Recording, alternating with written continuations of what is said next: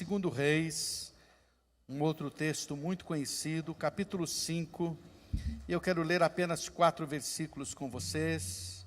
2 Reis, capítulo 5, versos 1 a 4. Diz assim: Naamã, comandante do exército do rei da Síria, era grande homem diante do seu senhor e de muito conceito, porque por ele o Senhor dera a vitória à Síria. Era ele herói da guerra, porém leproso. Saíram tropas da Síria e da terra de Israel, levaram cativa uma menina que ficou a serviço da mulher de Naamã. Disse ela à sua senhora: tomara o meu senhor estivesse diante do profeta que está em Samaria, ele o restauraria da sua lepra. Então foi Naamã e disse ao seu senhor: assim e assim falou a jovem que é da terra de Israel. Amém. Você pode orar comigo? Então diga assim: Deus, que a tua palavra, que é poderosa, que é viva, possa continuar trabalhando e transformando o meu coração, para a glória de Jesus. Amém. Obrigado, irmãos, podem sentar.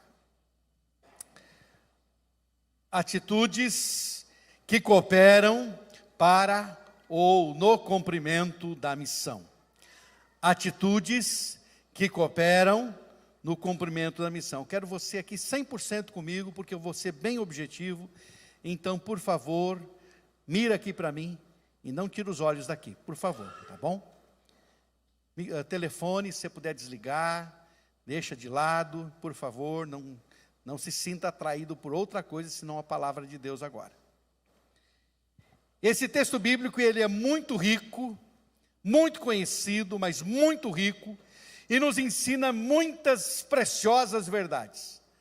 Há vários personagens no texto, e cada um deles com um papel importante e uma lição importante para nós também. A esposa de Naamã, uma mulher pronta a buscar uma solução para o seu marido. Uma mulher que ouve que há uma solução, que há uma saída e prontamente quer que o seu esposo alcance essa bênção, essa cura tão necessária. Naamã, um importante general com um grave problema de saúde e que teve um encontro com o verdadeiro Deus. É um outro personagem. O rei da Síria, interessado em ajudar a encontrar solução para o seu importante general, também age a favor de buscar uma solução para Naamã. O rei de Israel, que se mostra desesperado diante da situação inusitada, porque de repente ele recebe uma carta, e essa carta diz que há um pedido para que ele cure um homem doente, e ele se desespera: como eu posso fazer isso? Não sou Deus. Temos o profeta Eliseu, homem de Deus, que na verdade estava pronto a ser canal para a glória de Deus.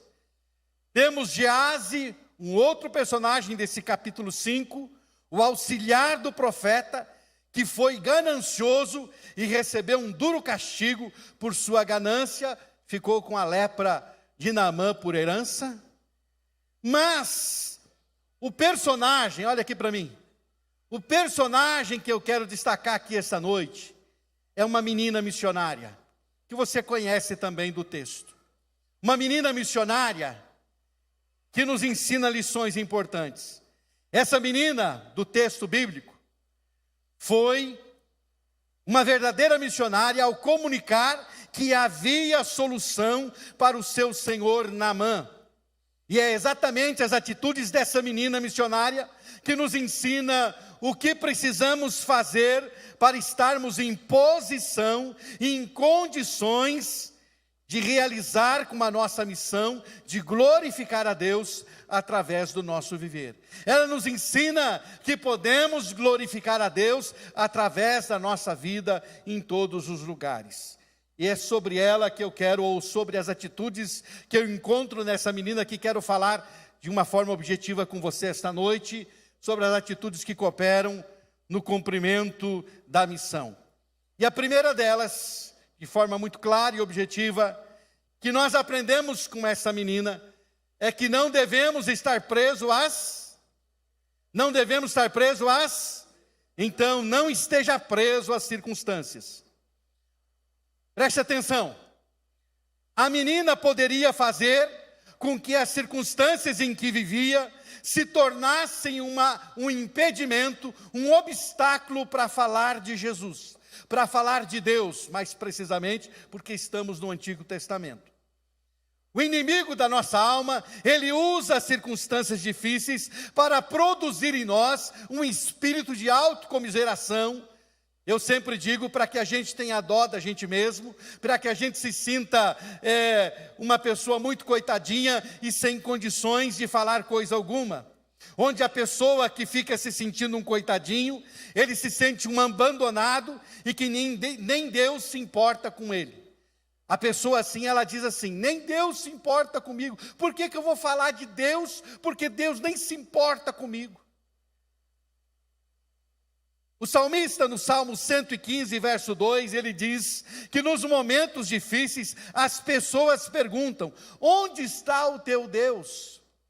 Onde está o teu Deus? E o salmista, ele mesmo responde dizendo, o meu Deus está no céu e faz tudo o que lhe agrada. Na verdade, o que as pessoas estavam dizendo ao salmista é o seguinte, o nosso Deus é visível, a gente consegue enxergar ele, porque eram ídolos. Ídolos feitos por mãos humanas, de gesso, de madeira, de pedra. Eles, o nosso Deus está aqui. Onde é que está o teu Deus que nós não estamos vendo, que não conseguimos nos enxergar? O nosso Deus é visível. Vemos a sua imagem. E o seu, onde está que nós não vemos?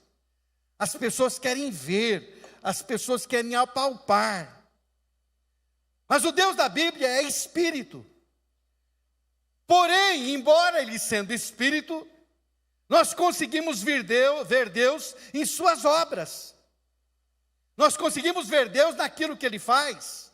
Não é verdade? Mas quando as circunstâncias ficam difíceis e não conseguimos enxergar nenhuma manifestação de Deus, como é que fica? Onde é que está Deus? Eu não estou conseguindo enxergar ele. Não, mas ele é invisível mesmo, você não consegue ver. Sim, mas eu aprendi, e a Bíblia me ensina, que eu posso enxergar ele nas suas obras. O que foi que eu falei? Podemos enxergar Deus aonde? Isso significa o quê? Que podemos enxergar Deus naquilo que ele faz. Compreendeu? Naquilo que ele faz, você consegue enxergá-lo. Mas e quando as circunstâncias ficam difíceis e não há manifestação de obra nenhuma, e você não consegue enxergar a manifestação de Deus? Será que é fácil falar de um Deus poderoso, que deixou uma menina ser levado como escravo? Será que é fácil falar de um Deus que pode tudo, e de repente alguém dizer, o quê? Seu Deus pode tudo? Mas e por que você está aqui como escrava desse senhor sírio, hein? Se ele pode tudo, por que ele não pôde te livrar de ser escravo em terra estranha? Está entendendo, irmão, onde eu quero chegar? As circunstâncias podem se constituir no impedimento para que você fale de Deus, porque em determinados momentos você não vai vê-lo, e por isso é fé. A fé não exige que você veja, a fé, pelo contrário, é a certeza do que você não vê. Quando você vê as obras dele, mesmo que você não veja como imagem para palpá-lo, mas quando você vê as obras dele, então, Deus está presente. Vem aqui um pouquinho, irmã Maria Inês, por favor. Vem aqui, vou aproveitar que a senhora está aqui. Vem aqui um pouquinho. Está aqui a irmã Maria Inês. Ela saiu aí meia desenganada. Meia não, totalmente. Daí foi lá para Curitiba, estava orando por ela. Mas nem ela mesmo tinha certeza que ia ganhar um coração, porque que idade que a senhora tem? 47 anos, eles dão preferência para os mais novinhos. Né? Se tiver uma criança, ela tem 47, ela vai viver com esse coração mais tanto tempo, então eles fazem esse cálculo, irmão. Querendo ou não, esse é o cálculo que se faz sempre. Ela entra numa fila, que essa fila pode ser imensa, né? Mas de repente surge um doador compatível, de repente a cirurgia, ela estava magrinha, estava fraquinha, estava mais para lá do que para cá. E aí você agora vê ela aqui com o coração que ela recebeu, milagre de Deus. Você vê a obra de Deus na vida dela? Sim ou não? Aí você olha para a irmã Maria e diz assim: olha, estou vendo Deus na sua vida, irmã Maria. Porque você está vendo Deus nas obras que Ele faz.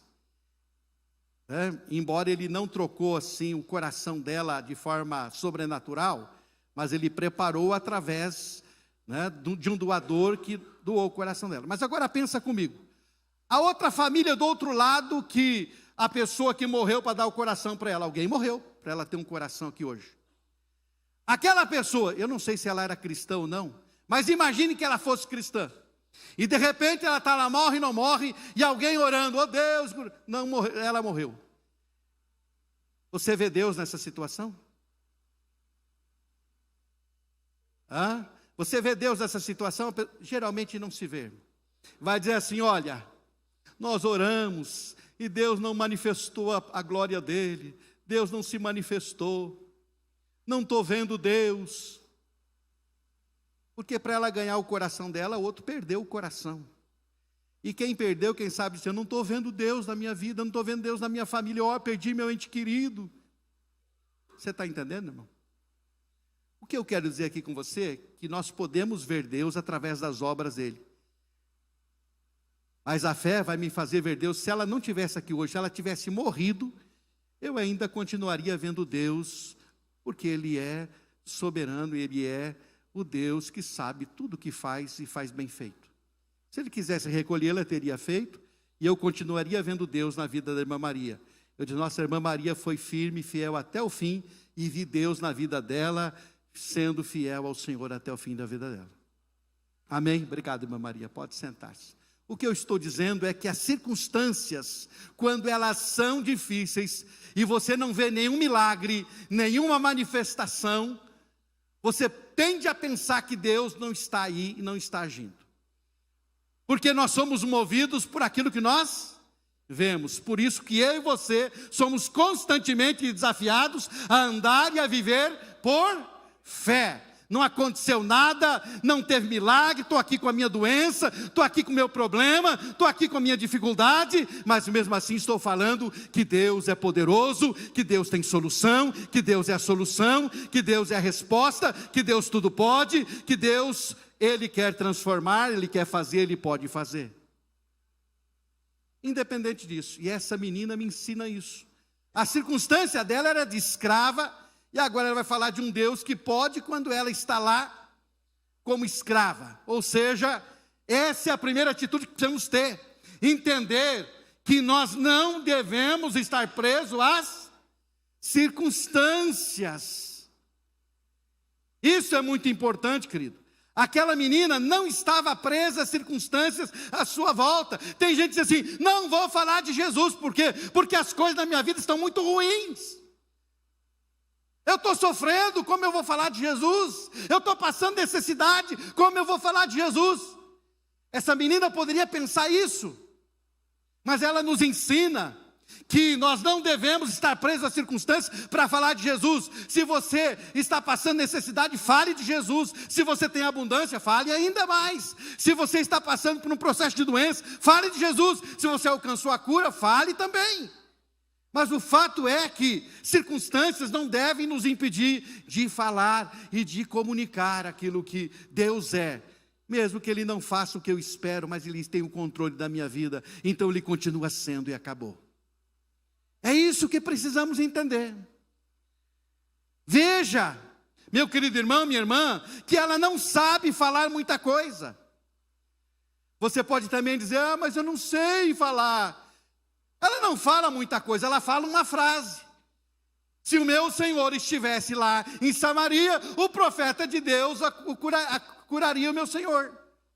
Ela não fala de Deus, ela não fala de teologia, ela não fala de mistérios, ela fala uma frase simples: se o meu Senhor estivesse em Samaria, o profeta de Deus o curaria.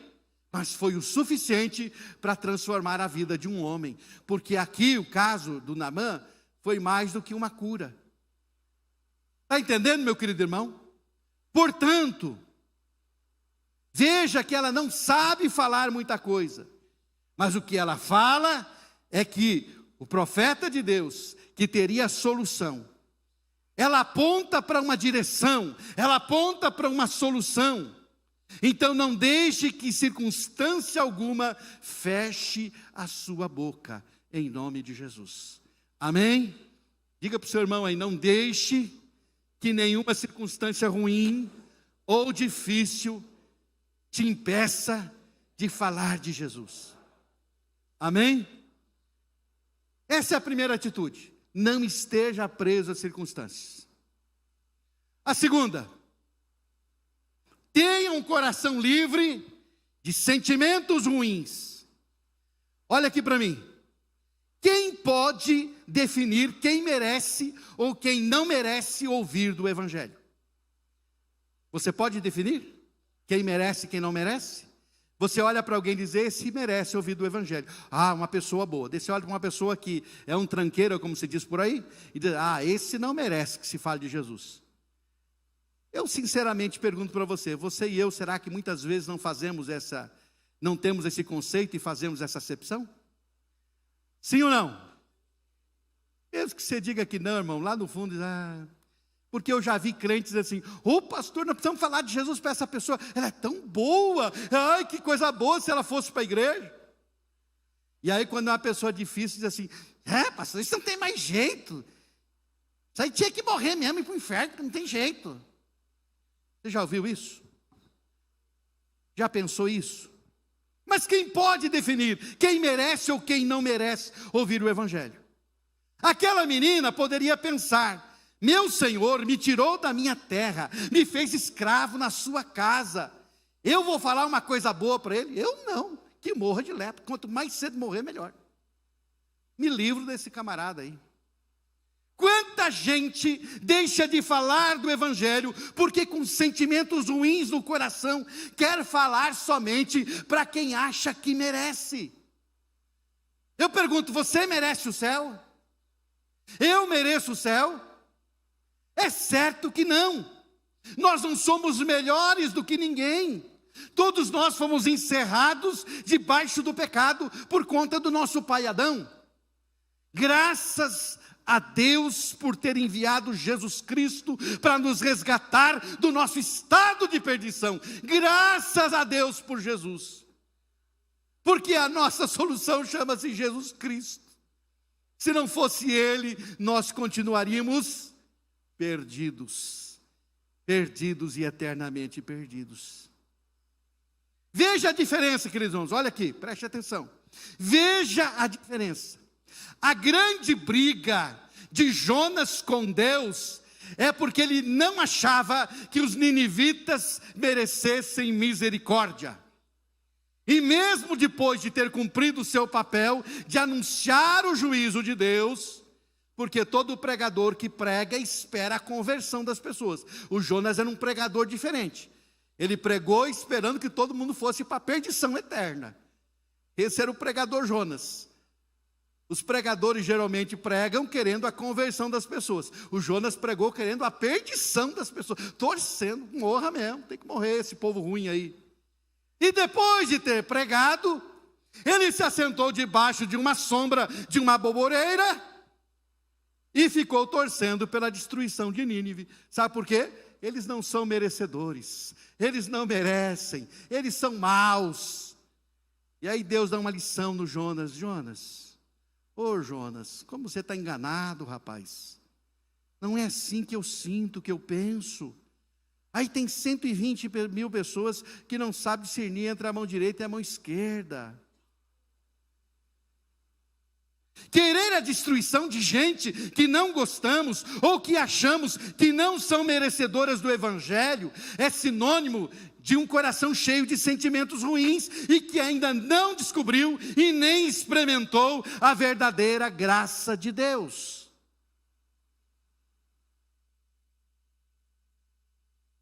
Para cumprir com a nossa missão de proclamarmos ou de sermos proclamadores do Evangelho, não podemos deixar que o nosso coração seja tomado por sentimentos ruins. Porque, irmãos, de vez em quando, o nosso coração é tomado por sentimentos ruins. Por quê? Quando alguém nos faz uma desfeita, quando alguém nos trata mal, nós perdemos o interesse de querer falar de Jesus para essa pessoa. Quando alguém chuta a nossa canela, nós começamos a dizer assim, isso não presta mesmo, tem que mais é morrer. Ou eu estou falando alguma bobagem aqui, irmão? Geralmente, quando alguém faz uma coisa que você não gosta, você perde o interesse de falar de Jesus para essa pessoa. Você perde o interesse de falar do Evangelho para essa pessoa. Não vou falar, porque não, essa aí me fez mal para mim, então não vou falar do bem para ela. Mas essa menina, ela tem uma atitude diferente. Ele me roubou da casa do meu pai, da minha mãe, me trouxe para cá, para a terra estranha. Mas isso não é, na verdade, motivo para eu deixar de falar que há uma esperança para ele, a solução para a vida dele. Porque o coração dela não estava contaminado com coisas ruins. Entendeu, irmão? Pergunta para o seu irmão, você está entendendo isso, irmão? Você está entendendo essa verdade? Então, querido irmão, essa é a segunda atitude para nós cooperarmos com Deus nessa missão de ganharmos almas para Cristo. Tenha um coração livre de sentimentos ruins. Tenha. Eu confesso para você que, muitas vezes, eu não tive assim o desejo que a pessoa fosse para o inferno em coisa alguma. Mas eu perdi o interesse, muitas vezes, de falar de Jesus para alguma pessoa, por conta de uma atitude ruim dela para comigo.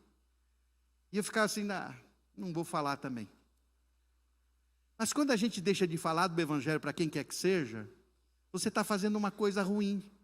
Porque você tem o remédio, o doente está morrendo, e você não dá o remédio para ele. Você está negando o remédio. Essa é a verdade. Então, por isso, querido irmão, nós não podemos deixar que sentimentos ruins entrem no nosso coração. Para cumprir com a nossa missão de proclamadores do Evangelho, não podemos deixar que o nosso coração seja tomado por sentimentos ruins. É preciso clamar para que o amor de Deus seja derramado abundantemente sobre os nossos corações. E que a misericórdia de Deus possa inundar o nosso coração e tenhamos o mesmo sentimento de misericórdia para com as pessoas também. Amém? Aprendemos essa verdade. A menina missionária nos ensina isso. A menina missionária põe todos nós no bolso, no quesito amor ao próximo sem interesse. Com certeza. Terceira atitude, que também é importante na cooperação para cumprirmos com a missão de glorificar a Deus através da nossa vida. É preciso entender que em tudo Deus tem propósito. Eu já tenho falado isso outras vezes, mas eu quero reafirmar isso esta noite. É preciso entender que em tudo Deus tem propósito. É preciso entender que em tudo Deus tem. Você entende? De coração mesmo? Ou só aqui? Em tudo Deus tem propósito. Aquela menina, ela entendeu que ela estava naquela casa e naquela circunstância por propósito de Deus. Deus decidiu alcançar aquele general sírio. Preste atenção. E na sua soberania, Ele permitiu que ele levasse cativa aquela menina. Veja que coisa tremenda. Deus usa coisas que aparentemente são ruins para alcançar seus propósitos. O propósito de Deus não era apenas curar um general. Porque se você ler todo o capítulo 5, você vai descobrir que no final da história de Naamã, ele está quebrantado e ele está voltado para Deus e ele quer se tornar um verdadeiro adorador. Ele leva a terra de Israel, diz, vou montar lá um lugar especial onde eu vou adorar o seu Deus aí também, Eliseu, e ele se torna um adorador. Quando terminamos de ler a história de Naamã, nós descobrimos isso, um homem quebrantado e voltado para Deus. O Senhor não queria apenas curar aquele general, queria alcançá-lo com sua graça e transformá-lo num adorador lá na Síria. A nossa compreensão da soberania de Deus é, sem dúvida, por demais importante para não reclamarmos de nada e sim nos sujeitarmos ao propósito de Deus. Compreende, irmão? Quando entendemos a soberania de Deus, não é fatalismo. É assim mesmo, não é fatalismo, é soberania de Deus. Quando entendemos de fato a soberania de Deus, nós não reclamamos de nada mais. Nós começamos a agradecer a Deus e dizer: Senhor, eu não estou entendendo nada, o que o Senhor quer com isso, mas vou parar de reclamar e vou dizer: Senhor, faz o teu propósito cumprir então, através dessa situação. Eu não sei o que o Senhor quer cumprir, mas cumpre o teu propósito através disso. O presbítero Zé Carlos contou aqui, na quinta-feira à noite, um testemunho de que ele acredita, ele falou aqui, nas suas palavras, que ele acredita que levou sua esposa ao hospital para que ela tivesse a oportunidade de falar com um jovem com tendência suicida.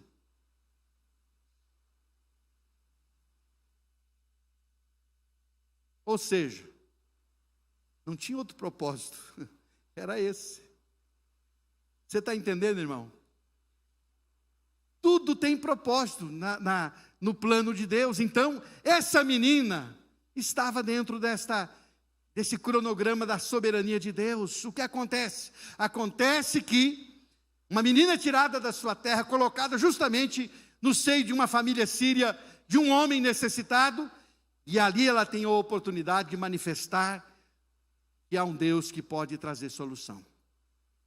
Portanto, meu querido irmão, é preciso que tenhamos esse entendimento. É preciso entender que em tudo Deus tem um propósito. Essa nossa atitude de compreendermos a soberania de Deus fará toda a diferença em todas as áreas da sua vida. Você não será um fatalista, não. É assim, não. Mas você compreenderá que Deus tem um propósito em todas as coisas. Amém? Então, nas coisas que acontecer na sua vida, pode ser as piores possíveis. Pode ter certeza. Mesmo aquilo que você tomou uma decisão errada, fez uma escolha errada, tomou uma direção errada, Deus ainda vai usar isso para de alguma forma glorificar o nome dEle. Especialmente se Ele quer trabalhar alguma coisa na sua vida. Mas é importante que tenhamos essa atitude de nos rendermos à soberania de Deus e entendermos o seu propósito em todas as coisas. Amém? Mais uma vez, cutuca o seu irmão e pergunta: você está compreendendo isso?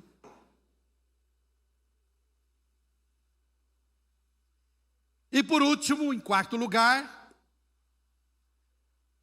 tenha convicção de que em Deus há resposta. Uma atitude de convicção de que em Deus há resposta. Ou não há resposta em Deus, irmão? Há ou não há? Em Deus há resposta ou não há? Deus é o Deus que tem resposta para tudo ou não? Ele é a resposta para tudo ou não? Aquela menina tinha a convicção de que o profeta Eliseu era um servo do Deus Todo-Poderoso e que Deus poderia curar o seu senhor. Quem sabe do que Deus é capaz, abre a boca e fala com convicção. Vou repetir. Quem sabe do que Deus é capaz, abre a boca e fala com convicção. Quem sabe do que Deus é capaz, abre a boca e fala com convicção. Aquela menina falou com convicção de que Deus poderia curar. O profeta de Deus vai orar e ele vai ficar bom. Se o meu Senhor estivesse em Samaria, é certo, olha bem, não há dúvida na palavra dela. Não há, talvez o profeta de Deus pudesse curá-lo. Talvez houvesse uma chance para o meu Senhor.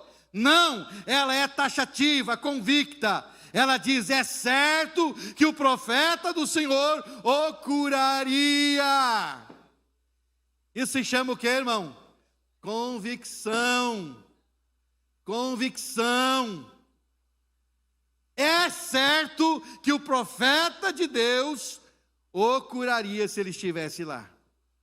Agora veja, você lendo a história depois na sua casa, ou relendo, você poderá ver uma outra reação. A reação do rei de Israel. Quando ele recebe a carta do rei da Síria para que curasse o seu general, há uma diferença gritante entre quem tem convicção no que crê e quem não tem. Quando aquele rei recebe a carta do rei da Síria, a primeira coisa que ele faz é se desesperar. Se desespera. Inclusive, se você ler o texto, ele faz uma ameaça ao profeta. Eu acho que é essa fama do Eliseu que está causando esse problema. Vamos eliminar o Eliseu, porque ele está, na verdade, esse negócio que ele cura está me trazendo problema. Esse é o pensamento do rei de Israel. E eles rasgam as vestes deles, e agora, como é que eu vou fazer? Esse homem chega aqui com uma carta dizendo para eu curar, do rei da Síria, dizendo para eu curar o general dele, eu não posso fazer isso. O Eliseu soube e diz, manda o homem aqui, e ele vai saber que há Deus em Israel.